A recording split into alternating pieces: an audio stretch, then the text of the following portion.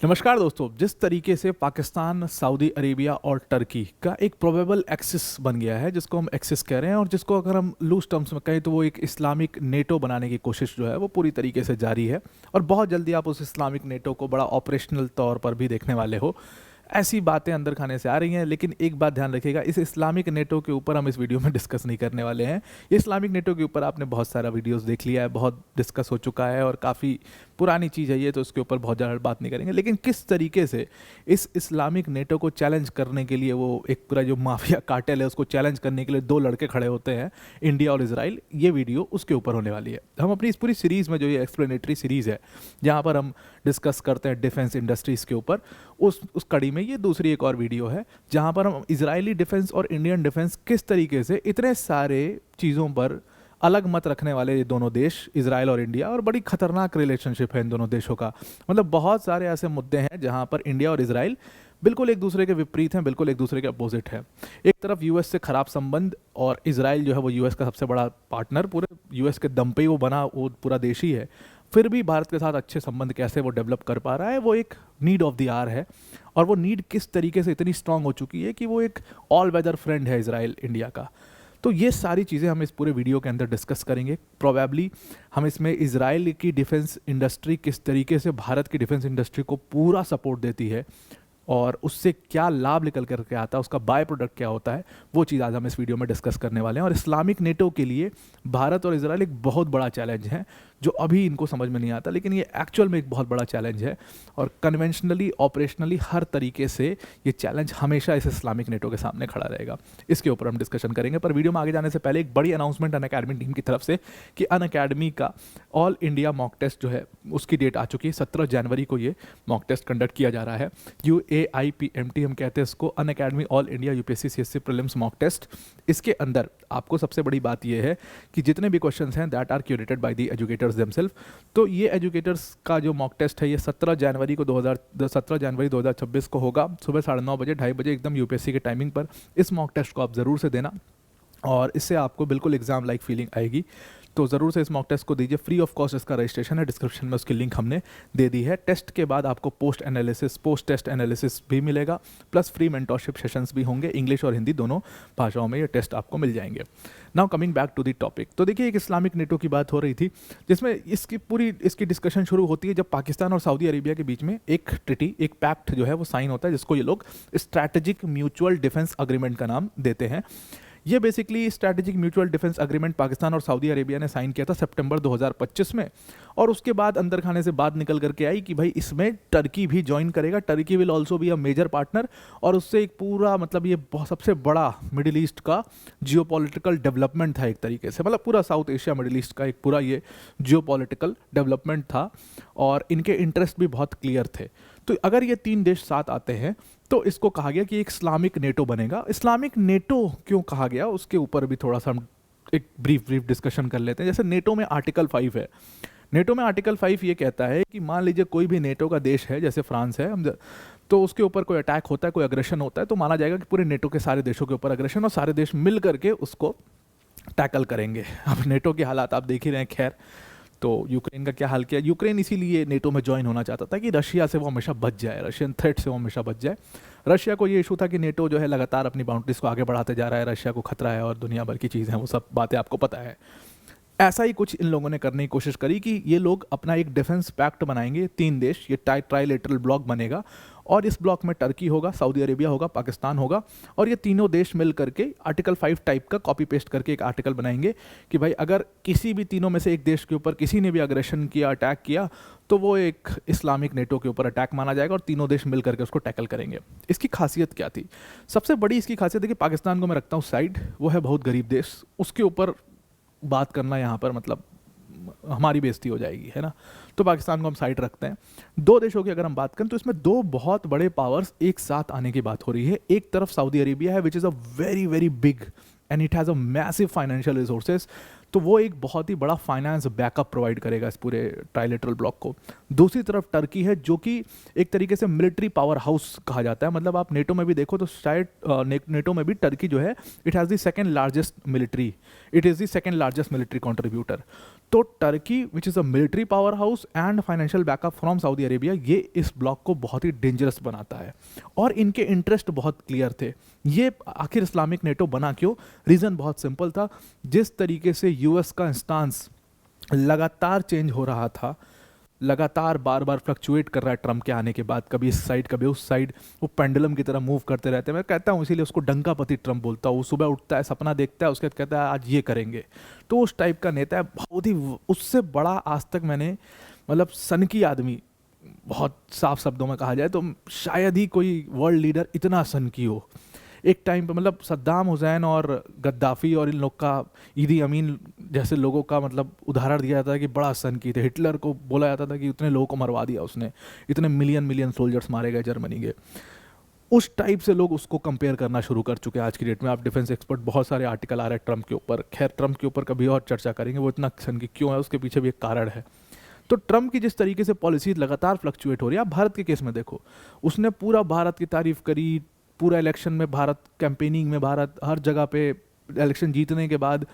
और उसके बाद जब बात आई एक्चुअल में, उस जब ट्रेड के ऊपर थोड़े डिफरेंसेस हुए, उसने सीधे तौर पर मुंह मोड़ लिया, पाकिस्तान को सपोर्ट करने लग गया। वहाँ पैसा लगा दिया उसके जो उसका सन इन लॉ है ना, उसके दामाद ने वहाँ पैसा लगा दिया, तो वहाँ पे वो करने लगा। तो इस टाइप का आदमी है वो, बहुत बिजनेस टाइप का आदमी है। तो उसकी जो पॉलिसीज़ बार बार चेंज हो रही थी, ईरान के कंसर्न्स थे, उसको लेकर के इस्लामिक नेटो बनाया गया। लेकिन इसमें उन्होंने कहा कि हमारा सिर्फ और सिर्फ जो फोकस पॉइंट है वो मिडिल ईस्ट नहीं है। उन्होंने कहा मिडिल ईस्ट के अलावा हम साउथ एशिया, और सबसे इंपॉर्टेंट चीज़ कि हम अफ्रीका के ऊपर भी फोकस करेंगे। ध्यान रखिएगा, अफ्रीका आज की डेट में एक हॉटस्पॉट और बड़ी इंपॉर्टेंट जगह बन चुका है, और उसके तमाम रीजंस हैं। आप G20 देखिए और उसमें अफ्रीका का सिग्निफिकेंस देखिए, आपको समझ में आएगा कि ये अफ्रीका की बात क्यों कर रहे हैं। और टर्की, जिस तरीके से अफ्रीका में टर्की ने स्टार्ट किया है पैसा लगाना, जिस तरीके से टर्की ने वहाँ पर इन्फ्लुएंस करना शुरू किया है, वो एक बहुत ही डेंजरस चीज़ होने वाली है। तो यहाँ पर इन्होंने कहा कि साउथ एशिया और अफ्रीका भी हमारा फोकल पॉइंट होगा। अब ये इस्लामिक नेटो बनता है, तो इस इस्लामिक नेटो, इस कार्टेल को, जो माफिया कार्टेल एक तरीके का बना है, इसको चैलेंज करने के लिए दो लड़के खड़े होते हैं, जिनकी बात आज हम इस वीडियो में कर रहे हैं। वो है इंडिया और इजराइल। और कैसे इनके जो डिफेंस रिलेशनशिप है वो अनब्रेकेबल है, वो इतना स्ट्रॉन्ग बॉन्ड हो चुका है जिसको ब्रेक नहीं किया जा सकता है। उसके ऊपर आज चर्चा करते हैं। देखिए, अगर हम दोनों देशों की बात करें, दोनों देशों एक दूसरे के विपरीत बहुत सारे पॉइंट्स पर खड़े होते हैं। जैसे एक छोटा सा उदाहरण देखिए, 2 स्टेट सॉल्यूशन जो है, उसी की बात अगर हम कर लें। जैसे इंडिया का स्टैंड हमेशा से बहुत क्लियर रहा है, शुरू से जब भारत आज़ाद हुआ उस समय से लेकर के आज तक उसका एक ही स्टैंड रहा कि वो 2 स्टेट सॉल्यूशन में बिलीव करता है। 2 state solution in case of Israel and Palestine. India का मानना है कि इजराइल और पैलेस्टीन दोनों देशों को कोएग्जिस्ट करना चाहिए। बहुत क्लियरली भारत ने इस बात को कहा, चाहे कोई भी सरकार आ जाए। और इसीलिए भारत की पॉलिसीज़ जो हैं, कहते हैं कि वो बहुत ही इंटैक्ट पॉलिसीज़ हैं। यूएस की तरह नहीं है कि वो इधर कभी उधर कभी उधर वो चेंज होती रहे, बड़ी इंटैक्ट पॉलिसीज़ है, और इसीलिए भारत बहुत तरक्की करता है। तो ये 2 स्टेट सॉल्यूशन जो है वो हमेशा से रहा, चाहे एनडीए की गवर्नमेंट रही, चाहे कोई भी गवर्नमेंट रही। तो इन्होंने कहा कि हम 2 स्टेट सॉल्यूशन में बिलीव करते हैं। इजराइल ने काफ़ी विरोध भी किया, और इजराइल जो है वो तो पैलेस्टीन को मानता ही नहीं। एक और तरीके से आप देखिए कि ये दोनों देश जो है वो सोमालीलैंड के ऊपर भी एक दूसरे के खिलाफ खड़े रहते हैं। जैसे सोमालीलैंड को इजराइल ने अभी रिसेंटली जो है रिकॉग्नाइज कर दिया as a independent state. Bharat आज तक सोमालीलैंड को इंडिपेंडेंट स्टेट की तरह रिकॉग्नाइज नहीं करता। ऐसे बहुत सारे मुद्दे हैं जहां पर भारत इजराइल के खिलाफ खड़ा रहता है। आप यूएस के साथ रिलेशनशिप में देख लीजिए, इजराइल जो कि पूरी तरीके से यूएस पर एक समय पर डिपेंड रहता था, यूएस का एकदम बिल्कुल शागिर्द जैसा है। इंडिया और यूएस के रिलेशनशिप के क्या हालात हैं आप बहुत अच्छे से जानते हैं। तो यहाँ पर भी एक वो है, डिस्पाइट इतने सारे डिफरेंसेस के बावजूद, इतने सारे रिलीजियस डिफरेंसेस के बावजूद, इजराइल और भारत का जो बहुत ही स्ट्रॉन्ग मिलिट्री और डिफेंस पार्टनरशिप है वो किसी से छुपा नहीं है। और ये डिफेंस पार्टनरशिप, जो एक्सपर्ट्स हैं उनका मानना है कि ये नीड ऑफ द आवर है, ये एक ज़रूरत है, मतलब ये एक बहुत ही बड़ी ज़रूरत है आज की। और इसीलिए दोनों देश भले ही रिलीजियस पॉइंट्स पर एक दूसरे के खिलाफ हों, इंडस्ट्री पॉइंट पर एक दूसरे के खिलाफ हों, लेकिन डिफेंस के मामले में दोनों देश एक दूसरे का साथ कभी नहीं छोड़ सकते, और उसका सबसे बड़ा उदाहरण क्या है, जो रिसेंट में डील साइन हुई है। 8.7 बिलियन डॉलर्स की डील साइन हुई भारत और इजराइल के बीच में 100 स्पाइस किट्स के लिए, 1000 स्पाइस जो किट्स हैं, मिसाइल किट्स हैं, उनके लिए। मैंने इसके ऊपर एक पूरा प्रॉपर इंडिपेंडेंट वीडियो किया था, जब मैंने कहा था कि आत्मनिर्भर भारत का क्या हुआ।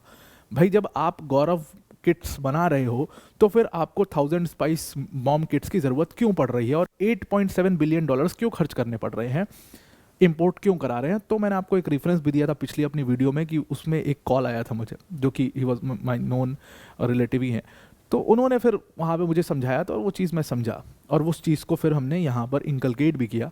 उन्होंने कहा कि यार कई बार हम जो करते हैं ना, जो ये इंपोर्ट कराते हैं, इसके पीछे सिर्फ और सिर्फ ये नहीं होता, आप सिर्फ पैसे के नज़रिए से उसको मत देखो, आप उसको इस नज़र से देखो, कई बार हम इसको जियोपॉलिटिकल टूल की तरह इस्तेमाल करते हैं अच्छी रिलेशनशिप बिल्डिंग के लिए।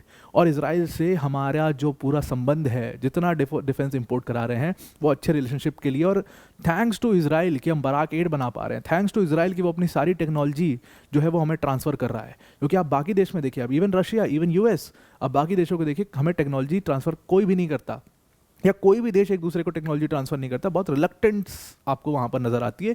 इजराइल के केस में वो नहीं है, इसीलिए हम अपने रिलेशनशिप को लगातार आगे बढ़ाते जा रहे हैं। तो ये 8.7 बिलियन डॉलर्स की डील उसमें हुई थी। अगर हम डेटा की माने तो 2020 से 24 में टोटल एक्सपोर्ट्स का 34% अकेले इजराइल ने इंडिया को एक्सपोर्ट किया है। तो आप समझ सकते हैं कि इंडिया इजराइल का सबसे बड़ा पार्टनर है। इवन यहाँ पर ये सिर्फ मिसाइल्स की बात नहीं, एरोस्पेस इंडस्ट्री में तो सबसे ज़्यादा कंट्रीब्यूशन इजराइल इस समय पर कर रहा है। बराक 8, ड्रोन्स, रडार्स, मतलब आत्मनिर्भर भारत की अगर हम माने, आत्मनिर्भर भारत की इस समय पर एरोस्पेस के इंडस्ट्री के अंदर एक बैकबोन बन के आकर गया है इजराइल।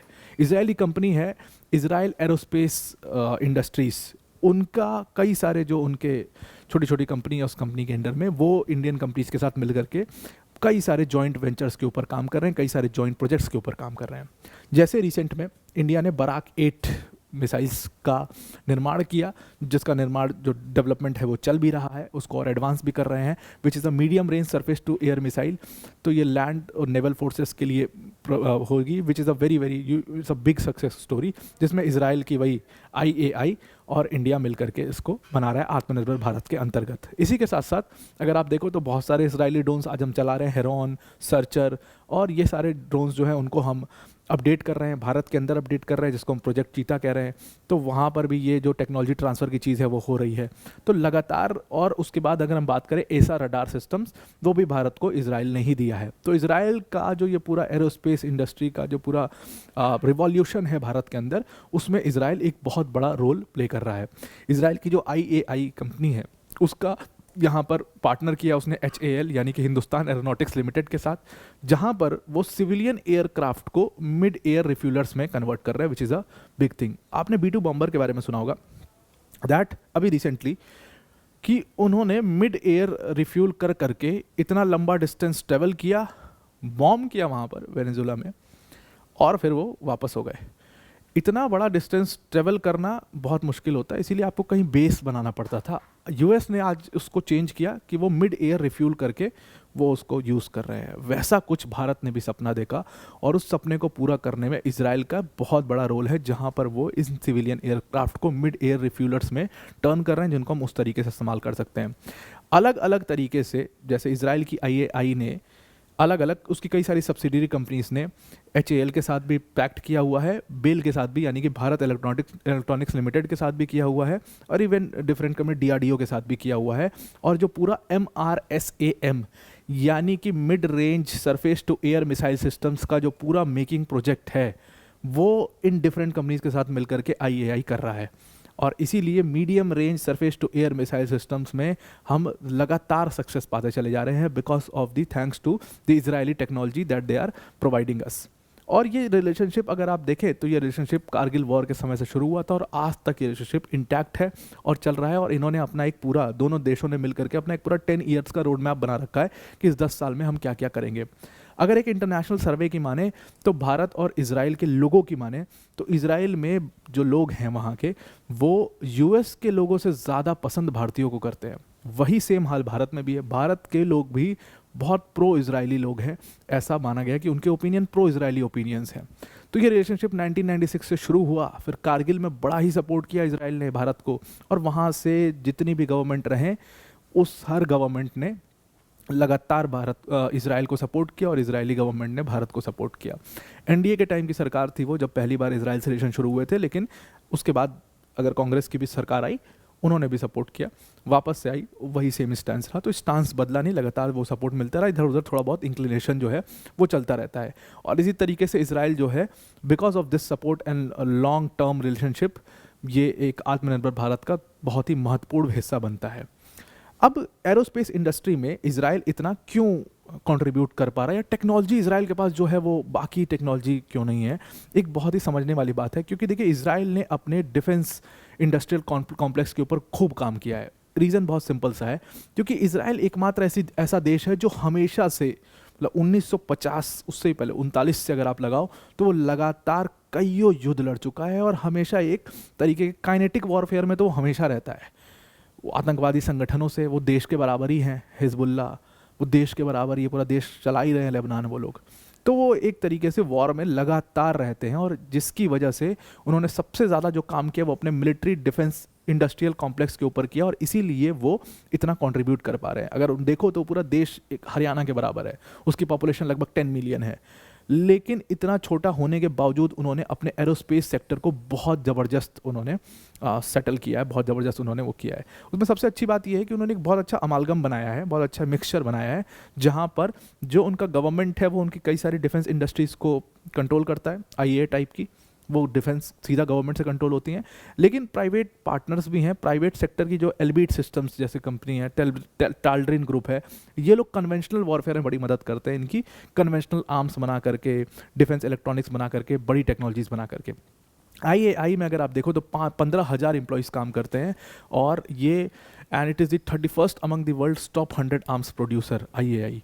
तो इसीलिए आईएआई का सपोर्ट भारत के लिए एक बहुत बड़ा सपोर्ट यहाँ पर माना जा रहा है। आप देखो कि जैसे अभी मैंने लॉकहीड मार्टिन के ऊपर बात करी थी अपने पिछले वीडियो में, और लॉकहीड मार्टिन ने किस तरीके से पूरी शक्ल बदल के रख दी, and this is why US is so over confident about their defence sector, because of Lockheed Martin, जिस तरीके से वो सपोर्ट करता है।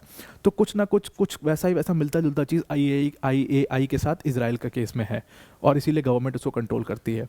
अगर हम आईएआई के डिज़ाइंस देखें तो आज आप जितने भी यूएवीज मतलब देख रहे हो, इजरायली जो डिज़ाइंस हैं वो सब इसने डेवलप किया है। बराक 8 मिसाइल सिस्टम्स के बारे में बता दिया, एरो, बराक, आयरन डोम, ये सब हेरॉन, पूरी हेरॉन जो ड्रोन्स हैं वो इन्होंने बनाया हुआ है। तो उस तरीके से, और ये सारा टेक्नोलॉजी जो है वो भारत तक भी आ रही है।